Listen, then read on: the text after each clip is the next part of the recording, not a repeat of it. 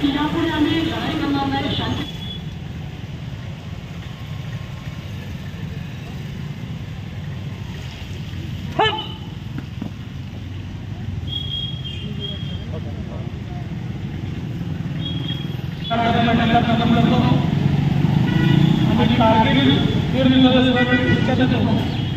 आजच्या दिवशी तुम्ही काही बोलतो पाहिजे असं मला वाटत नाही.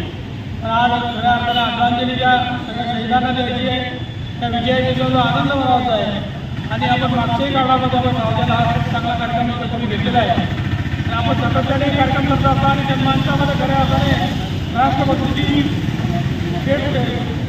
दिवा तेव्हा ठेवता ते खऱ्या अर्थाने मी आपल्या सगळ्यांचे अभिनंदन करेल. आणि ज्यांनी आयोजित केला आपण सगळ्या संघटनेने आपले आभार मानेल. येणारा काळ हा खऱ्या अर्थाने देशाच्या दृष्टिकोनातून अतिशय चांगला काळ आहे. आणि या दिवसामध्ये आपण सगळे देशासोबत देशाच्या नेतृत्वासोबत आहे.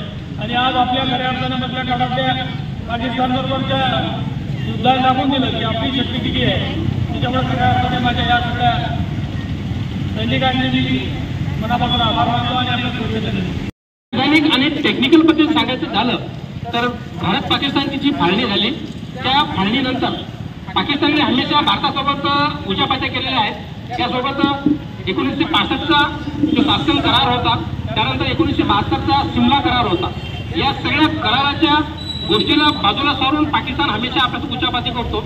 आणि त्याचं उत्तर म्हणून आपण त्यांना 1965च्या युद्धामध्ये 1971 युद्धामध्ये हरवलेलं आहे. तसेच या 24 एप्रिलला पेहलगाममध्ये आपल्या पर्यटकावर त्यांनी हमला केला आणि भारतीय महिलांचे सिंदूर फुटले असं त्यांनी वक्तव्य केलं होतं. म्हणून भारताचे जावाज सैनिक यांनी ऑपरेशन सिंदूर चालवलं. आणि या ऑपरेशन सिंदूरमध्ये एअरफोर्सच्या विंग कमांडर योमिका सिंग आणि आर्मीच्या कर्नल सोफिया कुरैशी म्हणजे या महिलांनी आर्मीचं नेतृत्व केलं आणि पाकिस्तानला सपोर्ट शिकवला आणि ऑपरेशन सिंदूर हे कामयाब बनवलं. आणि कारगिल हा विजय आपला काश्मीर हे भारताचं नंदनवंदन आहे. आणि ते काश्मीर हा भारताचा अभिन्न अंग आहे. तो पहिले होता, आता बी आहे आणि आम्ही सुद्धा राहील. आणि